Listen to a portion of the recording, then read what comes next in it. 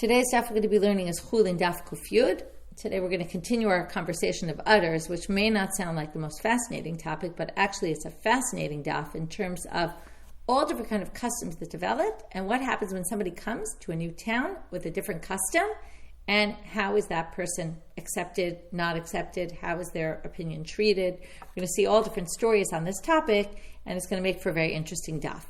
So we'll just review for a quick minute. We saw that Rav, there were two different versions of Rav. Okay, the Mishnah said, again, you're not liable for it. You're not going to get lashes if you eat it, because again, what happens, there's milk inside, but because the milk hasn't really come out yet of the animal's body, it's considered more part of the animal's body and isn't really forbidden. On the other hand, it kind of looks like basar b'chalav, so maybe you won't get lashes, but it's forbidden to eat it. But, right, we also talked about that you have to tear it in order to get the milk out. But if you didn't, is it forbidden to eat? Or is it permitted entirely? So there were two different versions of Rav, and the Gemara ended with this braita that seemed to support the first version of Rav, that actually it's completely permitted. Okay, and there's really not a problem of basar b'chalav, of eating the udder. But today we're going to see some other opinions or some other things about it. So we start our story with our Gemara with the second line of today's daf, Kislek Rabbi Elazar. When Rabbi Elazar made Aliyah, okay, he is known to be an Amarav of Israel. That's why his name is Rabbi. The rabbis in Israel got smicha. They were called Rabbi. He was a prize student of Rabbi Yochanan, but before that, he actually learned from Rav and Shmuel in Babylonia, and then makes Aliyah and studies by Rabbi Yochanan. He's second, third generation Amoraim.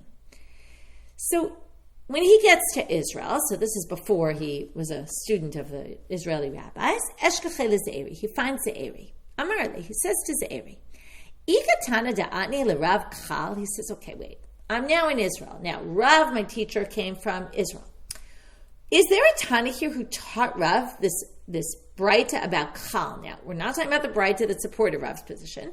We're talking actually because of the braita that went like the position of Rav that it's permitted.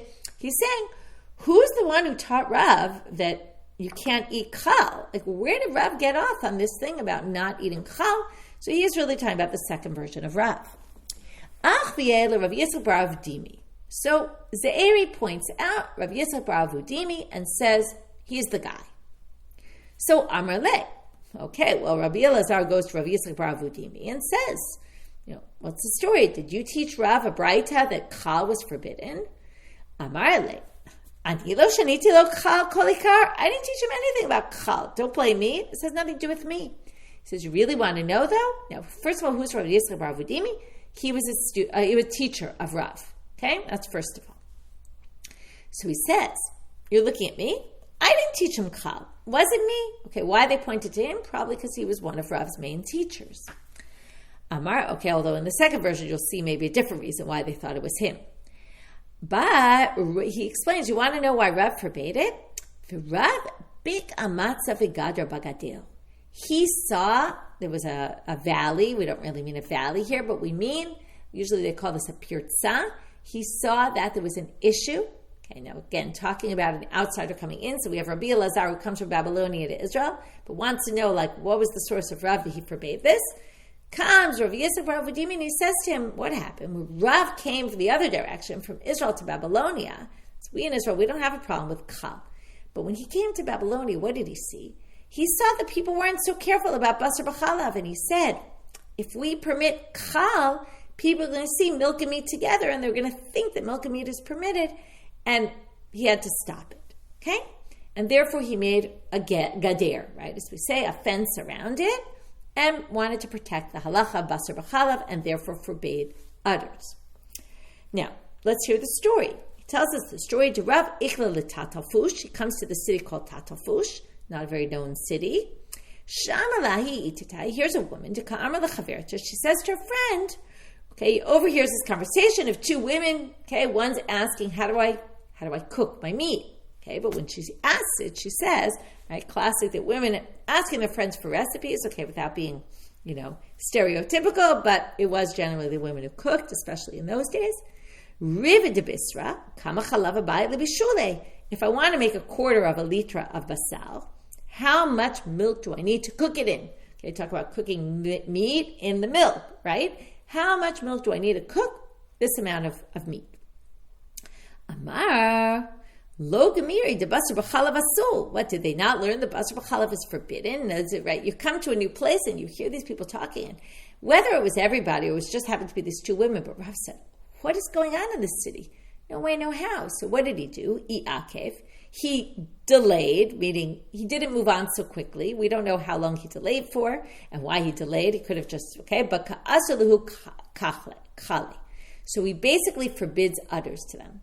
This word is interesting. I don't know what to make of it about Iakev. He delayed, he stayed there longer.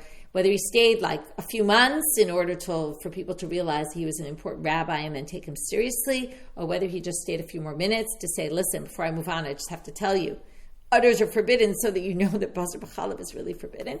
Okay, it's not really clear, but anyway, that's what caused him to forbid utters.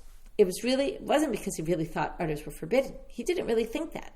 And now there's a different way of understanding that second version. That wasn't they're really forbidden, but he forbade it as a gader, to make a fence around the law. However, that was Rav Kahana's version. Rav Kahana matne hachi. He taught it this way. But Rabbi Yosef bar Abba matne in a different way. He had a different version of the story.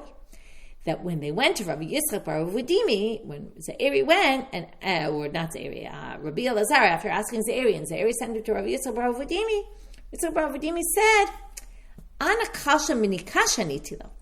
I taught him that what's usher is not a regular udder, it's only the udder of an animal that's nursing at the time. An animal not nursing, there's maybe a little bit of milk in there. That we're going to permit. But I said what was forbidden was a nursing animal because it's full of milk. It has a ton of milk. Just like liver has a ton of blood, and that's why liver is more of a problem, which we're going to get to at the end of today's talk. Now I said not every kal. Now Rav, okay, now we're going to see umi pilpulosha Rabbi Chia shana lekal stam. Now you have to add some words here, which is that Rabbi Chia, who is the uncle of Rav, who is also his rabbi, must have taught the same braita, but instead of saying minika, he just said kal. He didn't say it was a kal of a nursing mother. But because Rabbi Chia was mipilpulo, he was so sharp and so bright and brilliant. Sometimes brilliant scholars don't understand and they don't specify enough to their students. They assume that their students are equally as smart and they're going to catch everything that he meant. So Rabbi Chia taught the braita, kal stam. He just said an udder is forbidden. He meant the udder of a nursing mother, and he thought it was just obvious. But Rav heard that and thought that Rabbi Chia was forbidding all udders, and that's why Rav forbade all udders. But it was really a misunderstanding of what I taught him, which was minika only. And then when he heard Rabbi Chia and thought that Rabbi Chia took that to say all udders, he was mistaken, though. It wasn't true. It wasn't what Rabbi Chia meant. He was just so brilliant that he didn't realize how much he had to specify, right? This teaches you something in general about explaining things and spelling them out, right? Whether it's a teacher to students or a parent to children, all the time, right? If we're not clear, we think we know what we're talking about, but not everybody around us, or forget about that, just explaining anything to somebody else, right? Sometimes you think they understand what you're talking about, but they really might not. So it's a very important lesson to learn. There's a lot of lessons to be learned from today's daf. So that's our first. We have two different versions. Did Rav see something and say, oh, wow, I have to be stringent because these people don't know what they're doing? Or did he misunderstand what his rabbis were saying? Now we have another story.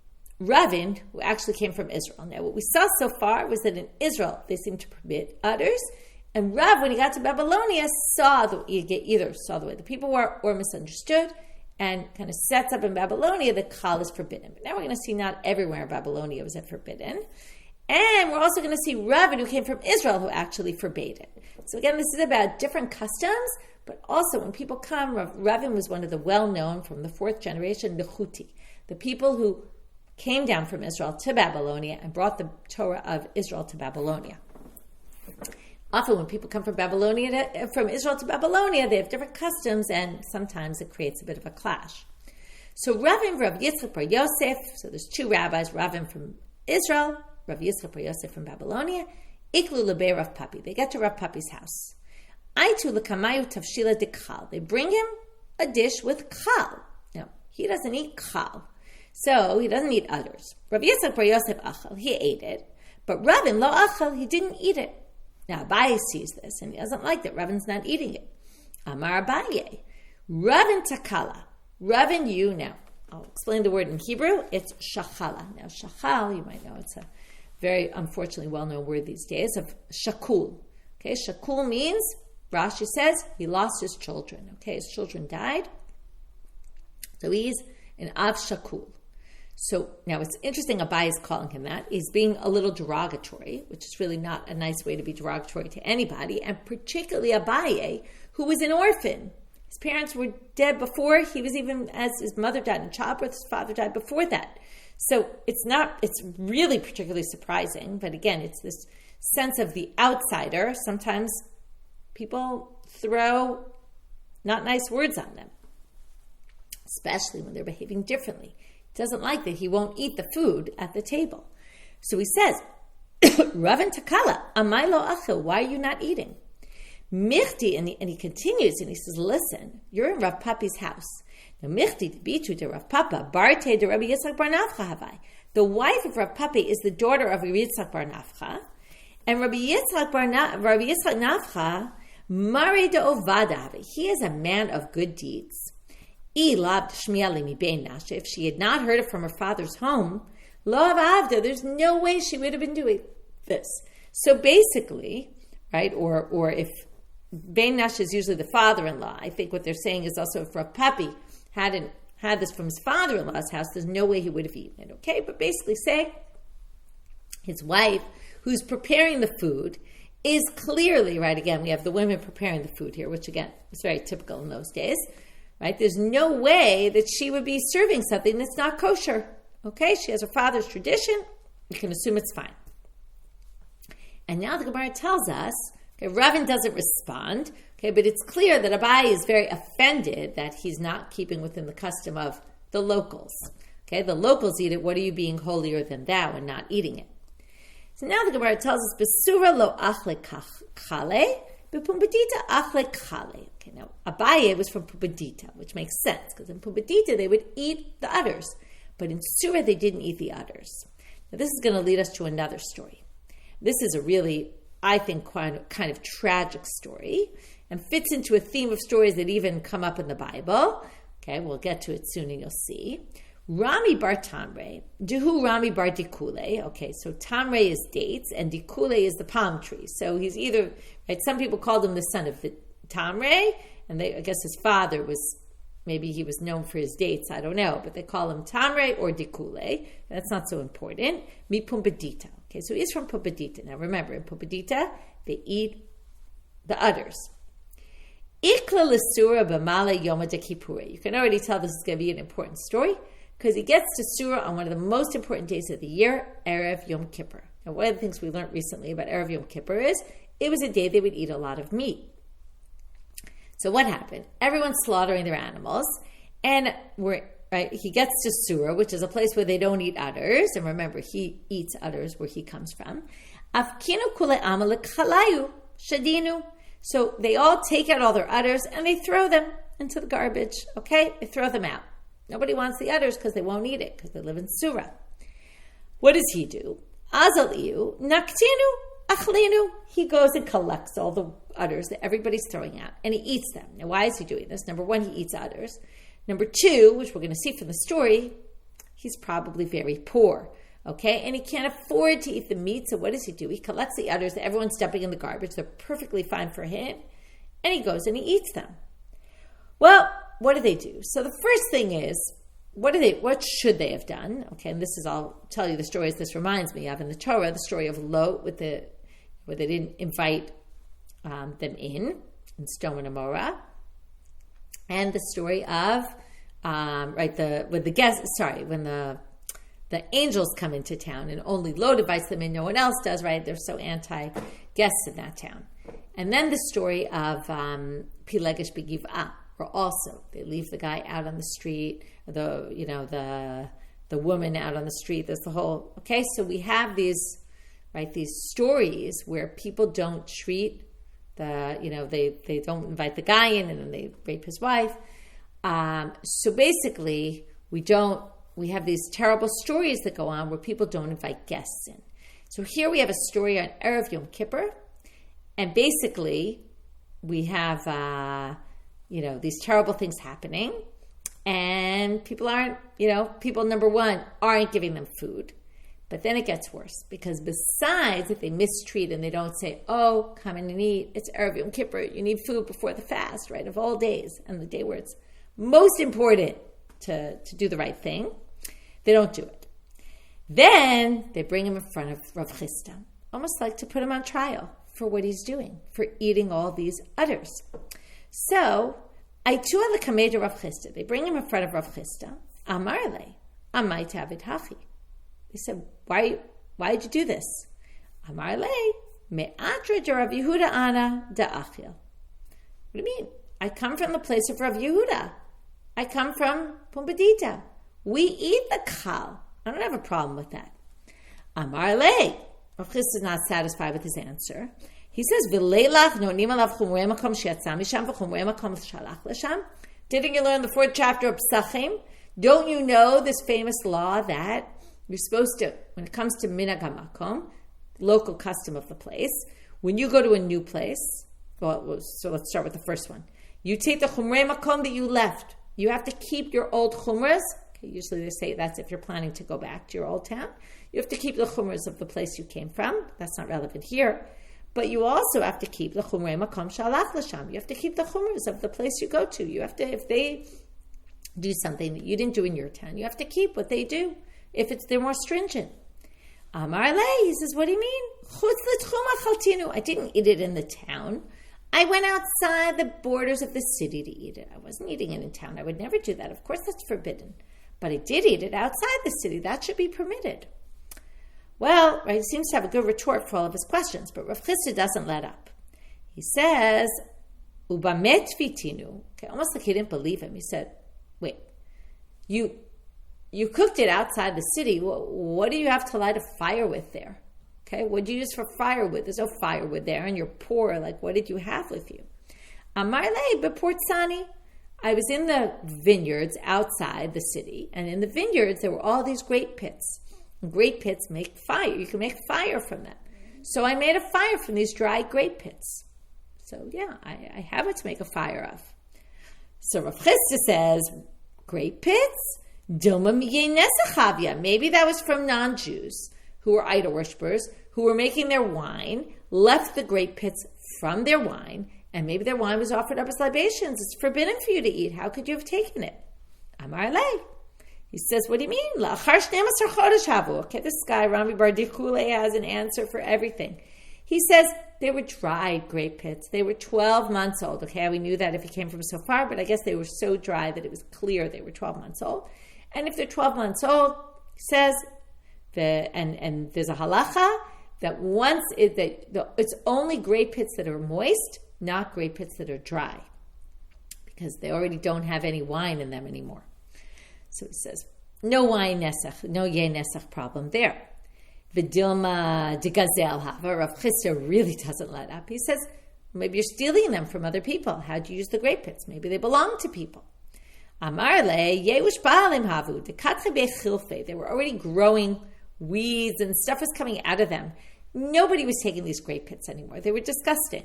Okay, they were very old. It was clear that the owners gave up on them. And I mean, you can imagine who's going to come for grape pits that are 12 months old. Okay, even if it hadn't grown things on them, still it would have been pretty obvious if they're 12 months old, no one's coming back for grape pits. Chazye, okay, so now he finished with his line of questioning relating to this issue of eating the udders, and that he cooked it outside the city, and that he cooked it with grape pits that were not yeh nesach, and they weren't stolen. Okay, resolved all that. But Rav Chisda maybe sends a private detective after him. I don't know, but somehow Rav Chisda starts noticing. Chazi delov amanach tefillin. He noticed the guy wasn't putting on tefillin. Amar le. My tamaloman tefillin. Okay, now we're getting a little suspicious of Rami Bar Dichule. What, wasn't wearing tefillin? Amar le, cholei me'ayim. He says, listen, I've got major stomach problems. V'amar Rav Yehuda, he keeps quoting Rav Yehuda's rabbi. He says, Rav Yehuda says, cholei me'ayim patur min tefillin. Okay, because it's disrespectful to the tefillin to be constantly, letting out gas and going to the bathroom all the time. Not appropriate for the tefillin. I don't have to wear tefillin for that reason. Okay. Chazya delova karami chute. And then he sees, the guy's not wearing tzitzit. Amarle, my tamalei lachute. Why don't you have tzitzit? Amarle, talit she'ulahi. Now, if you didn't think it was poor until now, he says, listen, my garment that I'm wearing is borrowed. I don't have my own clothes. And he continues to quote his rabbi, turning out on a bet, V'amar Rav Yehuda, talit she'ulah kol 30 yom p'tura min hatzitzit. A borrowed talit for the first 30 days is exempt from tzitzit, so I don't have to wear tzitzit. Wow, he really has an answer for everything, and wow, Rav Chisda is really grilling him on everything, really taking him apart. It's really a sad story. This is Erev Yom Kippur. This is the hitiachasut, I'm trying to think of the word in English, right? This is the treatment that he gets. It's a really horrible story. Adahachi, next thing that happens is, in the meanwhile, Aitu alahu gavra de lo ava moker avua v'ime. You can see this town is a bit of a tough town. Okay, they bring in a kid, or I don't know, a kid, maybe it was a person, probably an older person, that was not keeping kibbud av v'ime, was not respecting his parents. Kaftuhu, they tie him to a pole and they're about to give him lashes for it. Amar lehu, so Rami Bar Dikule is standing there, he says, what are you doing? Shavku, let him go. Tanya, there's a bright that says, Kol mitzvah aseh. Now, in general, we give lashes for a mitzvah lo taseh. No, kabev et avicha v'et imecha is not a mitzvah lo taseh. It's a positive commandment. So why is he getting lashes? Well, the rabbis did give lashes for people who didn't do positive commandments to encourage them. Okay, now again, maybe you say this whole story is not exactly, they didn't really have the proper way to encourage, right? Certainly in our modern eye, this is not a way to encourage a person. A new person comes into town and you start grilling them, why are you wearing tefillin? Why aren't you wearing tzitzit? Not a way to treat a person, not a way to get them to love doing mitzvot. Certainly not, giving someone lashes for not respecting his parents.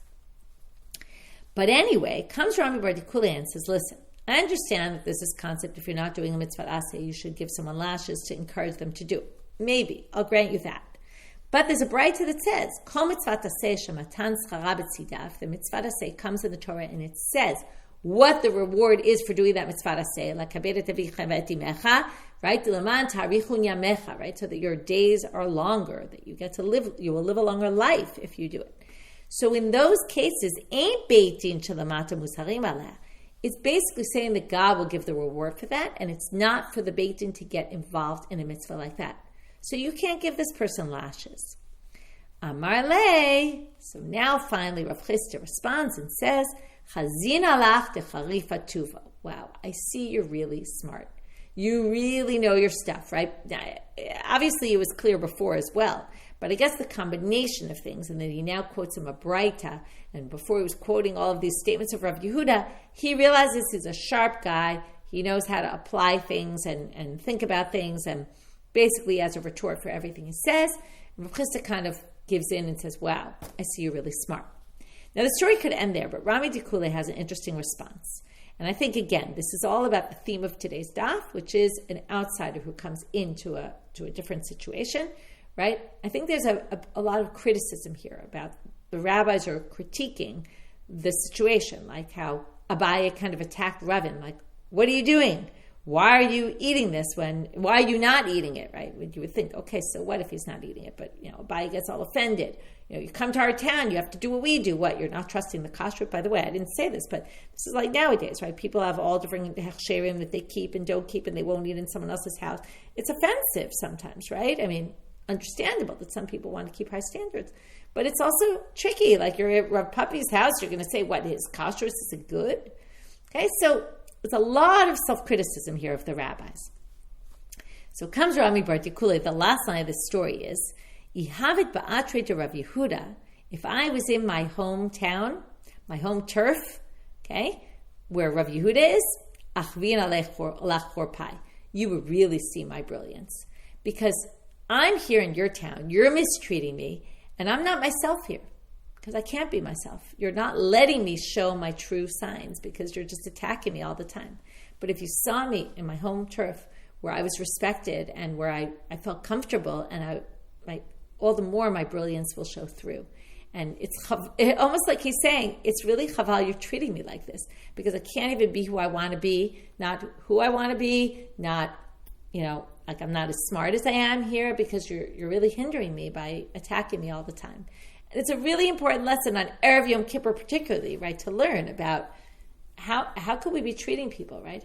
We have to look at how that person's feeling, right? And that's what really Rabbi Bar Dikula is telling us. Like, I'm not in my hometown, and you're really, really mistreating me, and it's offensive to me, and it's hard, and you're not being sensitive to my situation, and it's something that's really, really important.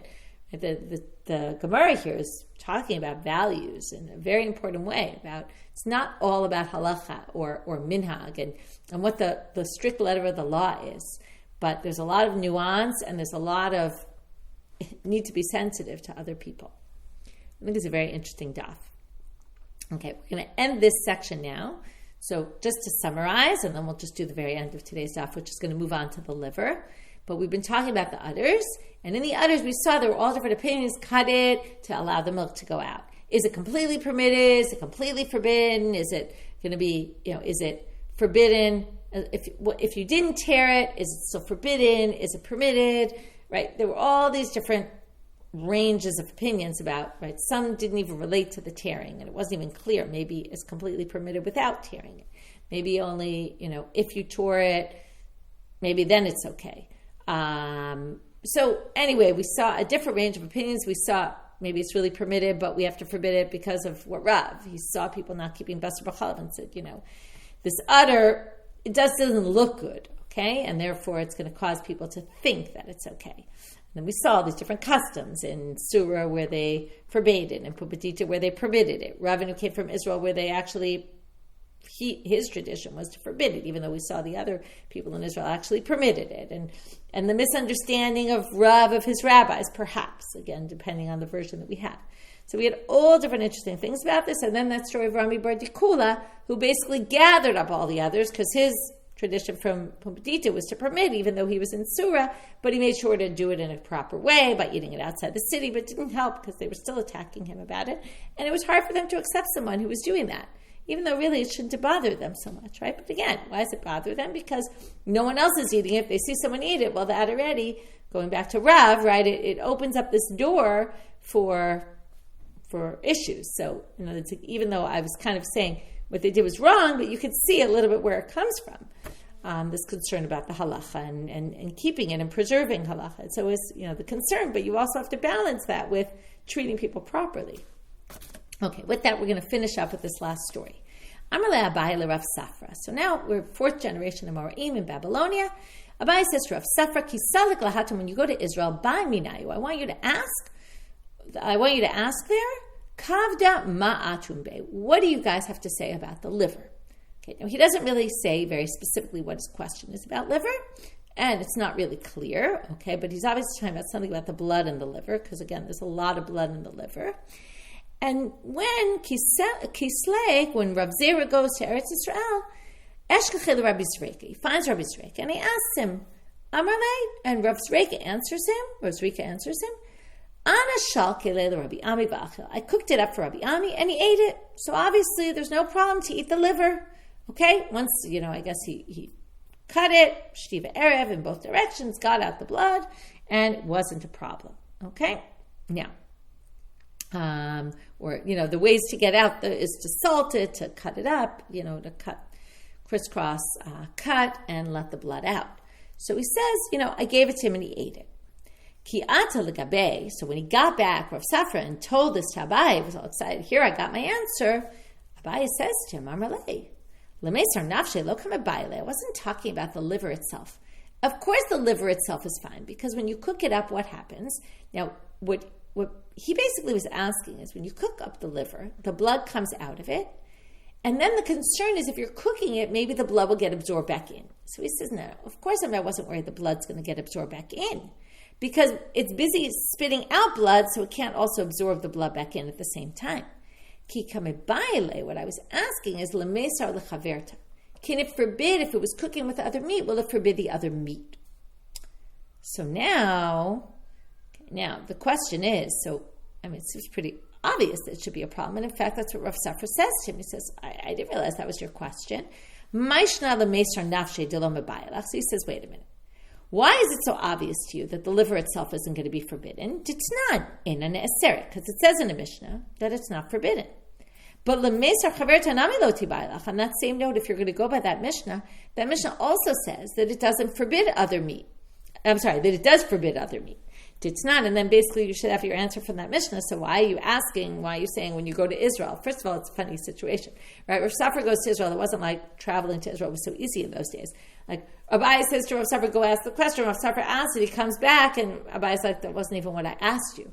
Right? So again, we started the daf with misunderstanding and people not clarifying exactly what they're asking, what they are teaching. Here he didn't really clarify what he was asking, and then he gets annoyed at Rav Safra. Why didn't you ask the question properly? And then Rav Safra says, I don't even know why you're troubled with this question. Because if it's obvious to you the liver's permitted based on this Mishnah, well, the same Mishnah says the meat is actually forbidden. So we're going to read it right now. Ditnan, as it says in the Mishnah, HaKaved oseret ve'enan eseret. The kaved forbids because the blood that comes out of it goes into other meat. Ve'enan eseret, but it itself is not forbidden because it spits out, and that's why other meat is going to be forbidden that cooks with it, but it doesn't absorb because it's busy spitting out. So why are you asking if one was obvious to you, then the other should be obvious to you because you should have learned this Mishnah. To which Amarle, so Abai says, no, that's not necessarily what it is, because Dilma, I read that Mishnah differently. Dilma hatan bekavda di surah umishum sham nunita, but mishum damamai. Because he ends with saying, my question was still about blood, but I don't think this Mishnah was necessarily talking about blood. This Mishnah could be talking about a liver that was forbidden, okay, that was meaning a treifa. And the liver that's a treifa, that's cooked with meat, the liver passes on, right, the fat in the liver goes out into the meat, gets absorbed by the meat, and forbids the meat. Okay? That is the forbidden part. Now, how can you say then the liver isn't forbidden? Because it's a different case. If the meat was a treifa and cooked with the liver, since the liver is busy spitting out blood, well, it doesn't absorb from the meat, and if it's cooked with treif meat, the liver itself won't become asur. But that doesn't teach about the liver itself, about the blood in it, and it doesn't teach, and maybe the liver with the blood, we assume it spits out the blood and it's not forbidden, but it doesn't really talk about the other meat, will it become forbidden from the blood that's in the liver? That it doesn't say, and that's what my question is about. It says, and with this, we'll continue tomorrow. We'll see what happens when Rav Safra goes back to Israel. Okay, obviously, again, this took a long time, and asked Rabbi Zreika that question. Okay, so we ended our daf. Okay, we did the summary of the beginning part, and we ended our daf about this question about the liver, and again, this Mishnah that we quoted that could be understood in two different ways.